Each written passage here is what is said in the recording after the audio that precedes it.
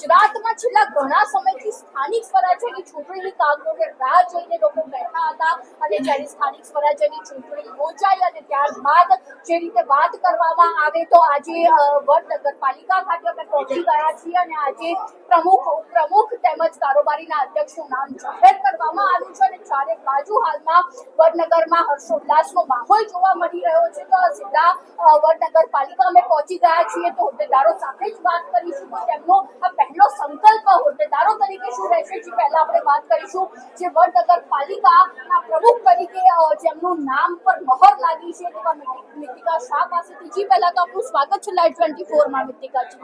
જે આપની પ્રમુખ તરીકે વરણી થઈ છે પહેલો વિચાર શું આવ્યો તમારા? પહેલો વિચાર તો સામાન્ય પ્રજાના પ્રશ્નો હલ કરવાનો છે. જી તમારા દ્વારા પહેલો સંકલ્પ કયો લેવામાં આવ્યો? પહેલો સંકલ્પ એ જ લેવાનો છે બધાના કામ કરવા, આપણે સાથે હળી મળીને કરવાના. જી અને વડનગરપાલિકામાં તમારા પ્રમુખ તરીકે નિમણૂક થઈ છે તો પહેલું કાર્ય તમે કયું કરશો વડનગરમાં?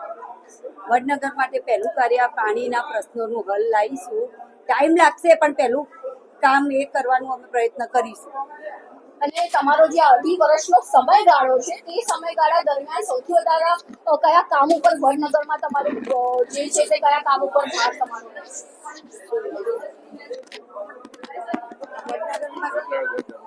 હા, એટલે એ બધા જે ગટરના પ્રવાસનના કામો ને બધું જે હશે એ બધું અમે જોઈશું અને એ કામ ઉપર જ પહેલા પ્લાન્ટ પ્રશ્નો ઉપર જ ધ્યાન આપવામાં આવશે. જી મિતિકાભાઈ ધન્યવાદ આપનો. આપણી પાસે ઉપપ્રમુખ જયંતિભાઈ પણ ઉપસ્થિત છે. જી જયંતિભાઈ, ઉપપ્રમુખ તરીકે આપણી આજે વરણી થઈ ગઈ છે વડનગરપાલિકામાં, પહેલો વિચાર શું?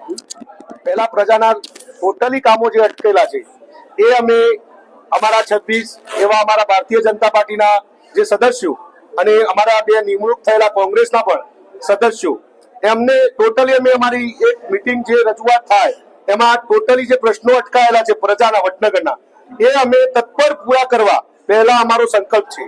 અને સ્વચ્છતા વડનગરમાં જે પ્રવાસ નિગમ ચાલી રહ્યું છે અહીંયા, તો પહેલા અમારું અહીંયા પ્લાસ્ટિક મુક્ત વડનગરમાં પ્લાસ્ટિક મુક્ત જે અમારા નરેન્દ્રભાઈ મોદી વડાપ્રધાન અમારા આદરણીય એમનો એક સંકલ્પ એવો છે કે પ્રવાસ નિગમમાં પ્લાસ્ટિક વડનગરમાંથી મુક્ત કરવું.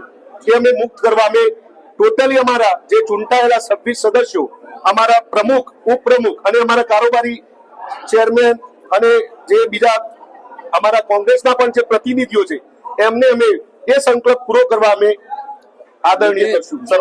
વાત કરવામાં આવે તો વડનગરપાલિકાને ડી કેટેગરીમાંથી એ કેટેગરીમાં તાજેતરમાં નરેન્દ્રભાઈ મોદી અમારું જે કમાની એમાં લાયેલા છે વડનગર નગરપાલિકા આમાં, એટલે અમે આમાં જે અમની ગ્રાન્ટો ટોટલી આવશે એ વડનગરની પ્રજાને પૂરતી મળી રહે એવો અમારો હિત છે વડનગર નગરપાલિકા. જી ધન્યવાદ આપનો જયંતિભાઈ માહિતી આપવા બદલ. જે આપણી પાસે વડનગરપાલિકાના કારોબારી અધ્યક્ષ પણ ઉપસ્થિત છે. જી આપણી એક કારોબારી અધ્યક્ષ તરીકે વરણી થઈ છે, શું પહેલો વિચાર શું?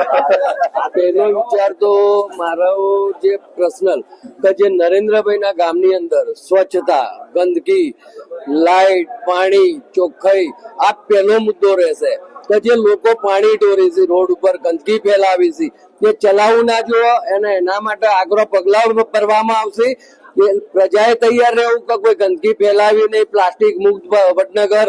તો જે નરેન્દ્રભાઈના વિચારો છે એ વિચારો પ્રમાણે જ અમે હેડીશું અને વડનગરને અયોધ્યા જેવું બનાવવાનું મારું સપનું છે.